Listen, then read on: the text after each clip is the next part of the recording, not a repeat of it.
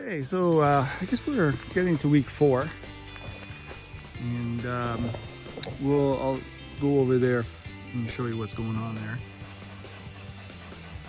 Richard's working on foundation. It's a very interesting process, but what I wanted to show is my first workshop, version 1. Now it's pretty modest, but it has potential, and here it is, my first workshop. Tucked away in the corner. Got a little wall in the back there for privacy. Might knock that wall down in the future, install a bathroom. Thinking about a big screen TV so I can watch YouTube videos on how to do stuff. Maybe, I don't know, like a workbench, you know, whole setup. The good part about this is it's pretty portable. I can relocate this. Minimal fuss, just a few extra hands. So I'll give you a quick tour. So this is the foyer right here. It has this incredibly sophisticated system for keeping bugs out. Of course, it works better when it's engaged, but it does keep bugs out. Yikes. Right, so that's the foyer there. Might get a welcome mat or something, I don't know. Here's my very first table saw. I was here with Soren yesterday, and we were getting this set up and it started to rain, so we had to get this thing covered and put away pretty fast. So I'm gonna finish setting this up today. It's gonna, you know, help me cut my food better when I sit down and eat my lunch, because this nifty little steak knife here comes up and will let me cut my steak. And if I'm not careful, it will send it flying into my mouth. Here's my lighting system, LED. Doesn't generate too much heat. Whoops. And it doesn't really generate too much light during the day, but it's going to come in handy. That's my power system. Jackery Explorer 1500 table, some tools. That's the bag the tent came in. This is a makeshift container for holding odds and ends. No cream and sugar is in there. And some drills. This is the rest of the table saw I gotta figure out how to put together. This is my shelving system right now, holding up some bungee cords. Yeah, so I can work almost all weather. I'm gonna build a stand for that thing over there. Get it roughly 3 feet off the ground. Not too high, but high enough where you don't have to break your back connecting a hose. Still would like to get this thing out of here, but one thing at a time. Okay, so I'm going to finish the tour. There it is again. I think it's 17 feet from corner to corner, and probably 12 feet. And probably closer to 10. All right, we're going to go over there now. Okay, so the tamper is a little loud, but Remy is wide and kind of changed the road a little bit. He's gonna come into here some more, hopefully in the coming days. All of these rocks are going to get tossed over this pile and onto that pad over there. One at a time. That's right. So it's a little loud, probably bad timing. So I'll try and speak up. The forms are going in. All that 6 loads of this stuff is gonna end up over there. Let's bring that up several inches. right now he's tamping, and it's going to go up to about this level there, which is 20 inches. Ultimately, when all is said and done with rebar and foam installation and heavy duty plastic. So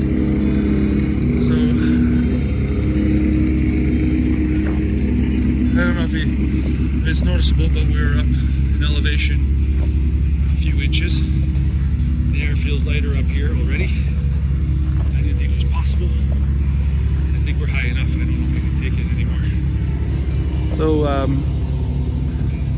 gonna walk into the muck with my anti-muck footwear, and just come take a look over here. I haven't seen what Remy was able to do yesterday with his green monster there. That isn't green.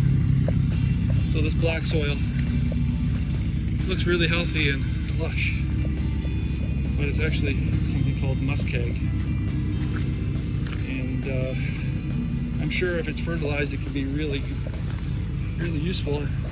If you see the camera go flying, by the way, it's because I've fallen. It's very slippery here. So there's a secret technique in the north here. It's very secret. I'm not sure if I should show this, but when they knock all these trees down, where do you put all that stuff? I mean, it's a lot. So the secret is you dig a really big hole, really deep,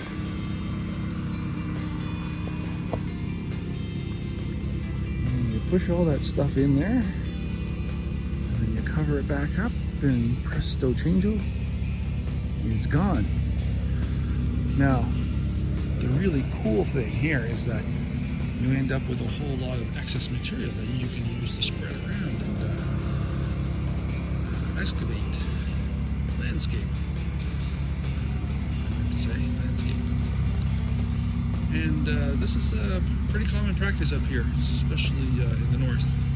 Of course, some people let this stuff sit around for a year or two to dry out, and then they burn it. But I think this is interesting. The downside is, if we ever want to come here and dig in the future, you know, a trench or well, whatever, shelter or cold room, cold store. That's what I was trying to think of. This could be a real pain to dig through and messy.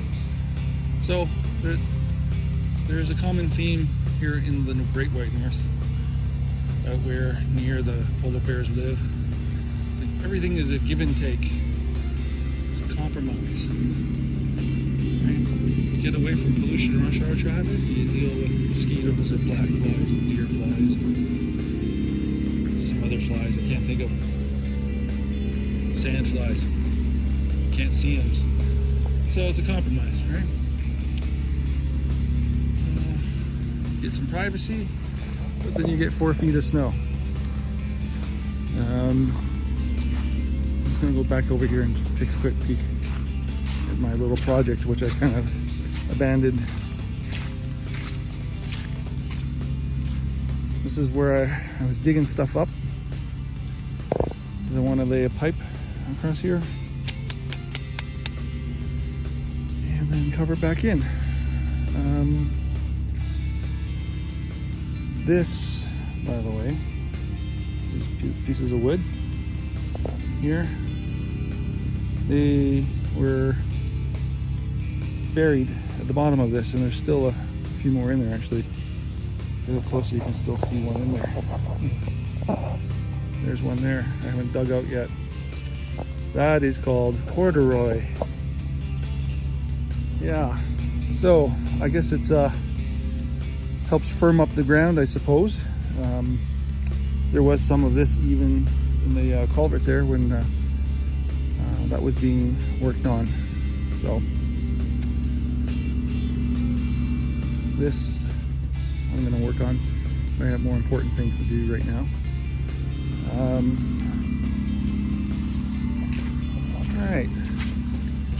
to the north. It's interesting. By the way, I've been here for 3 going on 4 weeks, and it just occurred to me the other day, in town, there are no traffic lights anywhere. It's kind of weird. I think I've noticed that right away, but there is a crosswalk, a train crossing, you know, with lights, but there are no traffic lights, just stop signs. So that is pretty cool. So here we are, foundation day, excuse me.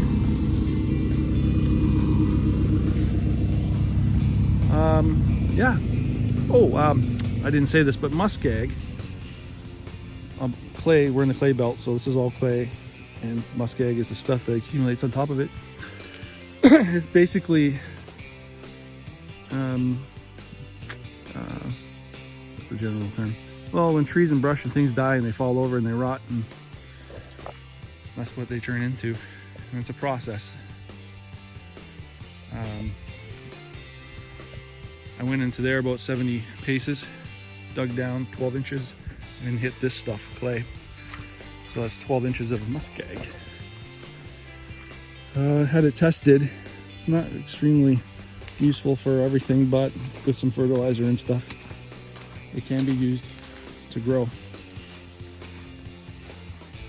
some kinds of vegetables. There's a short growing season here, so unless we erect a huge greenhouse, our choices are limited. But that's Lisa's department. She's the agricultural, horticultural, just pick a word and put cultural at the end of it. That's her expertise. My expertise is struction.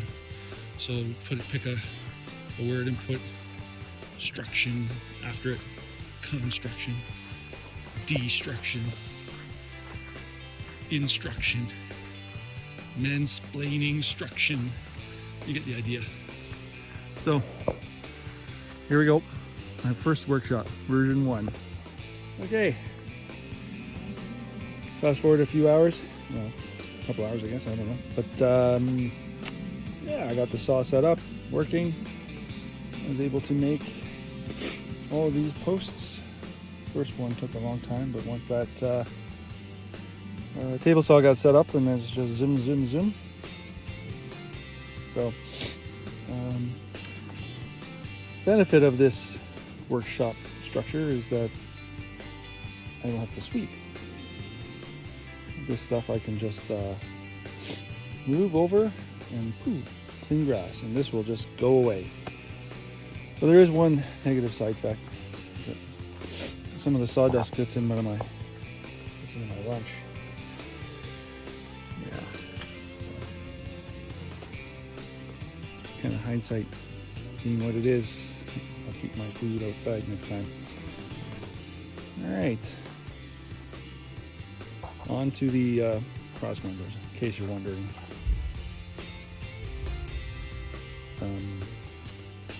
These are actually going to be outside corners. Outside, inside. Wait a minute. Silly me. No, this is the way it's got to go. I was right.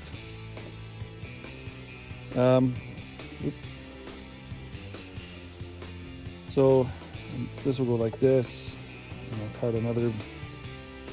I'll cut another cross spans, 4x4s. Oops. Okay. Sorry. Technical difficulties here. Will not stay on its own. I don't know why. Okay. So a cross member will go across there.